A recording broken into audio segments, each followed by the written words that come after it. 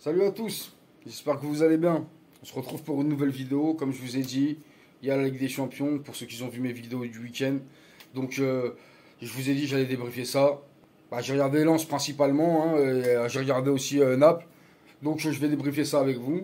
Avant de commencer, bien sûr, comme d'hab, abonnez-vous si ce n'est pas déjà fait. Mettez un like si ça vous plaît. Regardez la vidéo jusqu'à la fin, ça fera toujours du bien. Et n'hésitez pas à mettre un commentaire histoire qu'on puisse échanger. Je serai là à répondre. Donc pour revenir au sujet, c'était avec des champions, le match de Lens.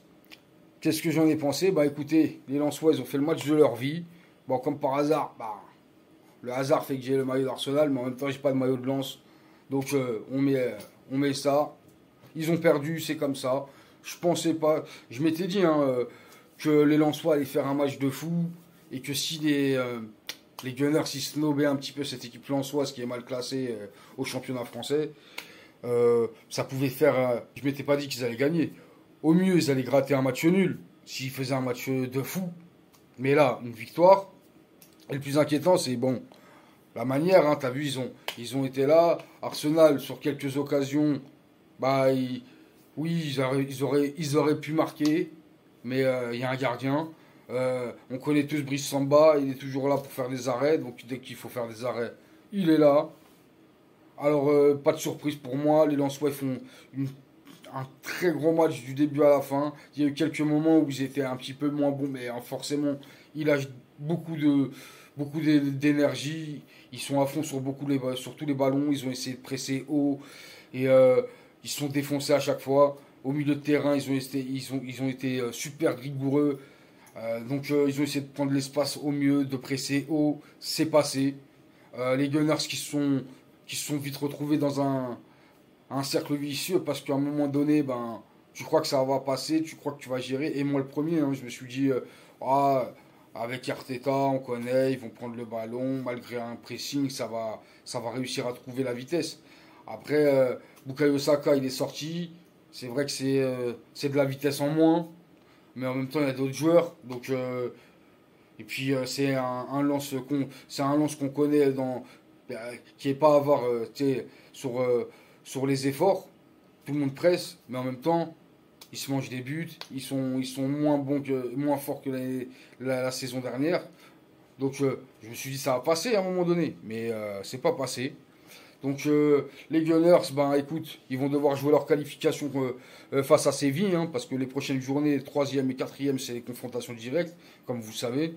Donc, pour les Lensois, ça sera contre le PSV. Prochain match en Ligue des Champions, ça sera les Lensois qui reçoivent le PSV et après qui se déplacent aux Pays-Bas.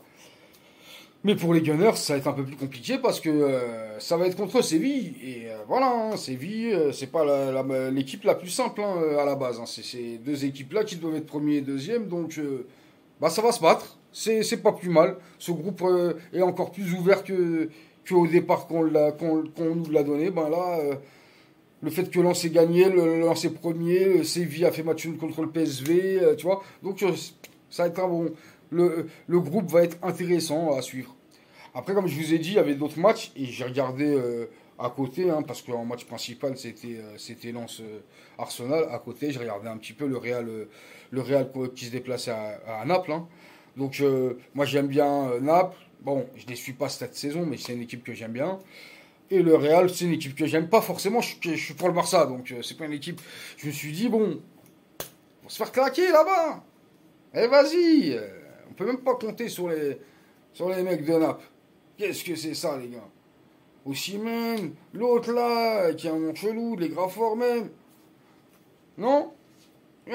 Offensivement, ça a pas été un truc de fou. Après, écoute, le Real, l'expérience même.